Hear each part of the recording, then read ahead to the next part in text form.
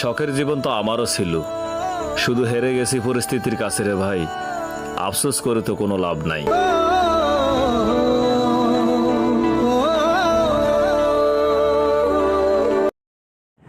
Hello guys, সবাই কেমন আছো? আশা করি সবাই সকলেই ভালো আছো।